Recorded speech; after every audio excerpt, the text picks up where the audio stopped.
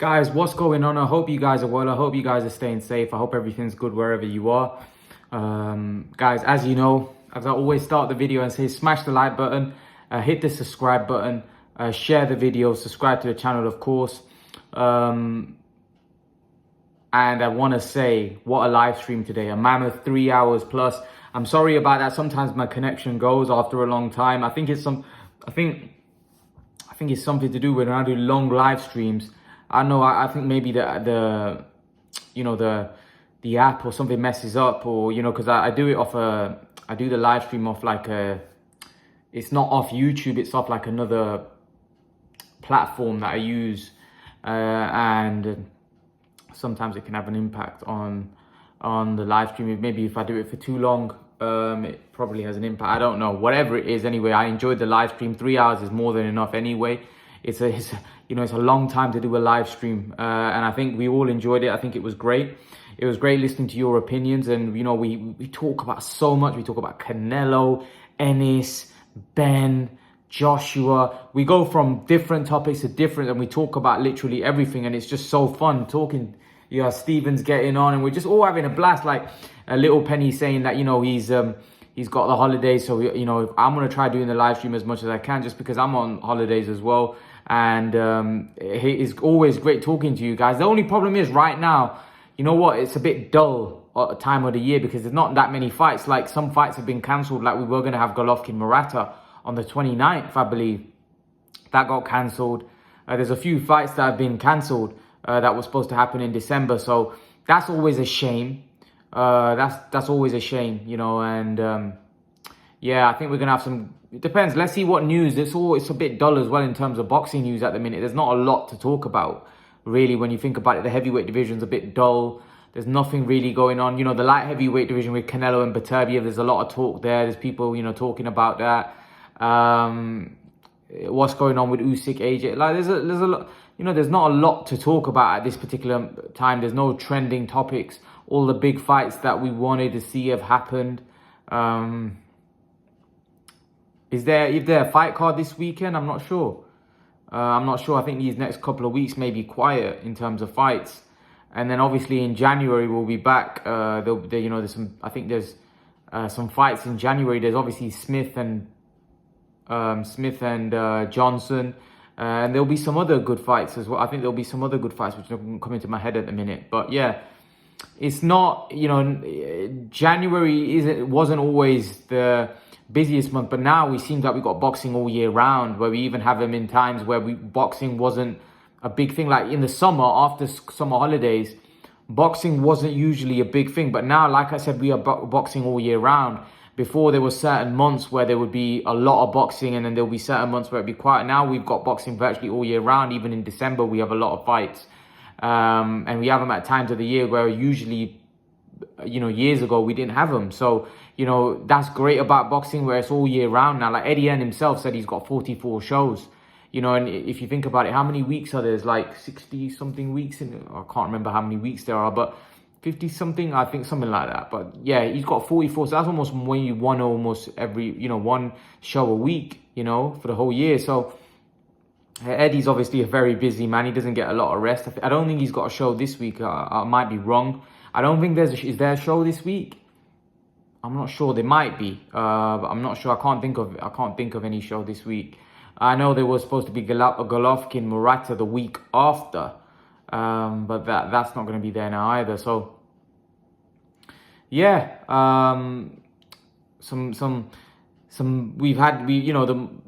this that time of the year where we start picking the fighter of the year. I'll leave that video for a bit later, but yeah, we'll do a live stream talking about our fighter of the year. And who you guys think the fighter of the year should be. We'll definitely talk about that. But I want to get into the video. I want to get into the video. In the live stream, something was mentioned. And what was mentioned was, if a prime Golovkin fought Artur Beterbiev at 175, who do I think wins that fight? And some people may think it's a crazy question because Golovkin fights at 160. He's never fought above 160. I believe he could have. And it was always the mystery to me, and Little Penny mentioned this, that it was always the mystery to me why Golovkin didn't move up. He had the chin. He had the punching power. He had the boxing ability. He had everything to move up weight and even dominate, especially at 168. But if a prime Golovkin fought Beterbiev at 175, would he beat Beterbiev? Let's break them down. You know, but Golovkin for me is a bit like Beterbiev. But Golovkin does it better than Beterbiev. For me, he cuts off the ring better. For me, he basically suffocates you, basically the same way Beterbiev does. Now, Ray made a good point that how many big punches did Golovkin fight? But if we go through the whole of Golovkin's amateur record, pro record, he's never been dropped, never been hurt, you know, never been rocked. That normally, irrespective of who he's fighting. I know obviously he wouldn't be fighting punches like Beterbiev, but even when he fought Canelo, we know Canelo can punch. And Golovkin ate Canelo's punches like they were nothing. Like he literally took a right hand that probably would have knocked down a horse. It hit his chin, it bounced off his chin, he just kept walking forward. You can go back and watch that punch. Literally, Canelo hit him with a huge, same right hand that Amir Khan got laid out flat. It hit Golovkin bang on the chin. And it didn't even tittle him. It didn't even move him. You know, I remember Kell Brook, I know Kell Brook's a welterweight. Kell Brook hit Golovkin with an uppercut. A massive uppercut, and Golovkin didn't even tittle. He just kept walking forward. He actually walked forward more aggressively. That guy's probably got one of the best chins in boxing history. So Golovkin's chin is probably, if you want to talk about a fighter in history and you're building a perfect fighter, you could put Golovkin's chin there as that chin.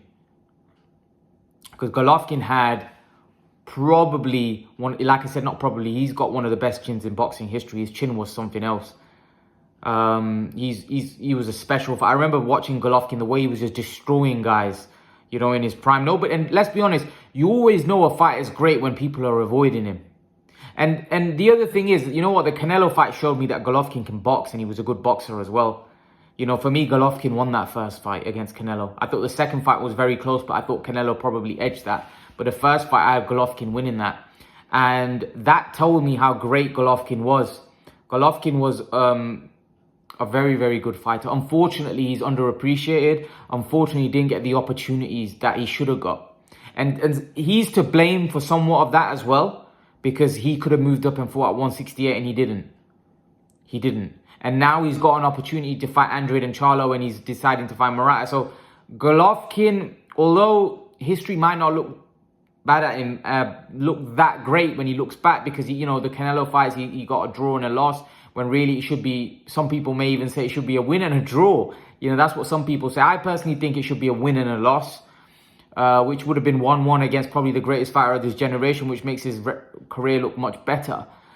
He beat Daniel Jacobs in a super close fight. But I think the really knock on for me on GGG is when GGG wasn't getting those fights, there was an opportunity to make the Andre Ward fight. You know, if he couldn't get that fight done, he could have gone up and fought Sergey Kovalev. And you know, it just staggers me when a guy with the kind of ability that Golovkin had, that he didn't do that. I believe Golovkin could have easily moved up and gone up and definitely won world titles at 168 and even 175. Look, Canelo's doing it now. I know people may say Canelo's more versatile, he's more athletic, whatever, than Golovkin. But trust me, Golovkin's style would have been a problem to anyone. You telling me that Golovkin wouldn't be a problem to Marcus Brown? Do you think Golovkin couldn't do what Beterbiev did to Marcus Brown? You don't think Golovkin could do that to Marcus Brown? Of course he could. Of course he could. Golovkin was a monster. He was an absolute beast in his prime. He was a monstrous. Like, my dad doesn't really give a lot of fighters praise, but when my dad saw Golovkin, he goes, this guy's tough. This guy's something else. And you know, my dad's probably grown up watching guys like Marvin Hagler and those guys, so it takes a lot for him to give him credit. But even he was like, no, Golovkin's a beast. He's a beast. You can tell when you see a fighter, you can tell this guy's a monster. He's a beast. Like, nothing deters him. He just keeps coming forward. He's an absolute monster. You know, when you got a chin like that, like his chin is better than Canelo's chin. Even Canelo's got a good chin. But with Golovkin, it's like, I don't think, I don't think anything hurts him. Like, he's so tough. He's so tough. Like there's no change. It's like when you hit him with a big shot, it's like he gets almost angry and he walks even more forward aggressively. Like, the guy is crazy. I ain't seen anything like it. I know Ray's point was good, that he said that he hasn't really fought a lot of punches.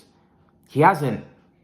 But I still don't think it make much of a difference. I still think his chin would stand up. I think he's just got such a great chin. I do. I think his chin is so good. And yeah, and I think he's a lot more smarter than what people give him credit for. Same, go on to Beterbiev. I think, I was listening to Teddy Atlas's breakdown of Beterbiev, and you know what? I was a little harsh on Beterbiev in terms of he's a bit robotic, but you know what? He's been doing that for a very long time, and he's been successful doing that. And what I mean is, he's been an amateur at a very high level. And when you look at his amateur record, 400 fights, 395 wins, 5 losses, that's a serious amateur record. That's an unbelievable amateur record. So if he's been able to do that as an amateur, with that same kind of style, and he's now 18-0 and he's knocked out Govzik and he's knocking everybody out, then that tells you that this guy is not just a knockout artist. He's a boxer as well. A guy with that look, you have to be able to box that to be a stellar amateur. You can't, in the amateur game, you have to be able to box. If you can't box, you're not going to be that great an amateur. Like, there's many amateurs that are great amateurs, like Luke Campbell, that don't quite cut it as a pro. And look, Luke Campbell cut it as a pro because he was fighting for a world title, very close to winning a world title. But what I mean is, he didn't have the career as a pro that he did as an amateur. Look, he won the biggest prize as an amateur, the Olympic gold. But unfortunately, as a pro, he wasn't quite able to, win the world title. And you would expect somebody with a gold medal to go and do that. But sometimes, an amateur style is not always successful in the pro game. Beterbiev is he was a great amateur fighter, but not just that, he's also a great pro. His style his style does well in the pro game as well. But that's because he's got a seek and destroy kind of style. Now, Luke Campbell was a typical amateur style where box and move and not get hit, like that type of style, but he doesn't have the killer instinct. He doesn't have the punching power to go with his amateur kind of style, pick points and win rounds. And Luke Campbell's a great boxer, but I just felt like he lacked that killer instinct. Whereas someone like Beterbiev, he's not just a good boxer, although you can't really see it in his style. In his style, yeah, he cuts off the ring. There's many ways of being a good boxer. It's not just boxing and moving and that slick stuff. No, there's ways of cutting off the ring. Not allowing the other fighter breathing space. Suffocating the other guy. That's also being a good boxer, right? Because you've got power. You've got a skill, which is power. Right? Power is a skill. You can improve your power. Of course, some people have it naturally, but Beterbiev has got power. But he also knows how to use that power. Like Wilder, for example, he's got power. But at times, he doesn't know how to set up that power, where Beterbiev does. He cuts off the ring, suffocates you. And Stephen made a beautiful point. He said, all power is not the same. He goes, certain powers like Gervonta Davis and Wilder, they've got your clean the clock type of power. They hit you once and you're flattened, you're out. Beterbiev, Golovkin in his prime, and what's his name? Errol Spence. These guys have the type of power where it's not going to knock you out in one punch, but it's going to slowly wear you down. Slowly, it's like a Komodo dragon. It's like, for example, a shark. When a shark bites you, it just rip you in half. A Komodo dragon takes a bite and it waits for you, and the poison will slowly take its toll and eventually you'll collapse and your organs and that will fail. And that's what basically these guys are doing. These guys are not hitting you with one shot and boom, you're going out. They're slowly breaking you down. They're breaking you down. They're hitting you with powerful shots, breaking you down on your arms, on your body, on your head, everywhere. They're looking to slow you down. They're looking to wear you down, and eventually they're going to take you out. And that's why a lot of guys, look, Marcus Brown almost, you know, had enough, you know, because they kind of slowly but surely eat away at you and wear you down slowly and take you out. Now, in terms of these two fighting, it'd be a great fight. It'd be a great matchup, Beterbiev and Golovkin.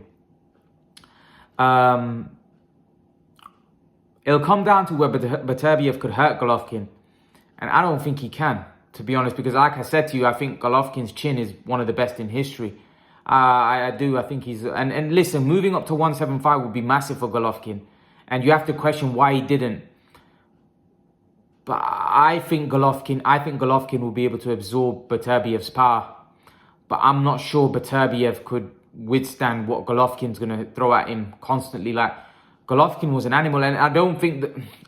Like, obviously, Beterbiev's a bigger man from a size point of view, but I don't think height-wise, and I think Golovkin could go up to 175 and look great as well. I actually don't think... Golovkin's bigger than Canelo, or he's definitely got bigger stature than Canelo.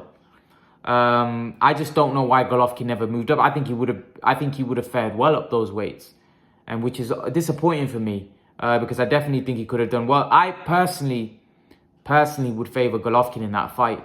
I think Golovkin will probably stop Beterbiev, and people may say, "Nah, no chance." No, prime Golovkin was something else. That guy was something else.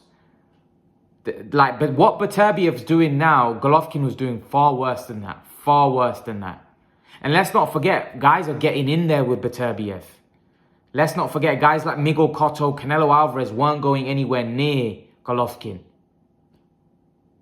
And even when Golovkin fought Canelo, I don't think that was the best version of Golovkin. I reckon a couple years prior to that, Golovkin was a beast. I actually think when he fought Kell Brook, I believe Golovkin was kind of on the slide at that point. Golovkin was old. Golovkin wasn't young even when he fought Kell Brook. He was not young. That's what people don't understand. Golovkin wasn't a young spring chicken. Not at all. Golovkin was getting on when he fought Kell Brook, and then after that he fought Jacobs, and then I think after that he fought Canelo. But what I mean is that I think that that wasn't the best when Golovkin fought Canelo. And still, look at the problems he gave Canelo. But Golovkin, for me, in his prime, was an absolute beast. Beast.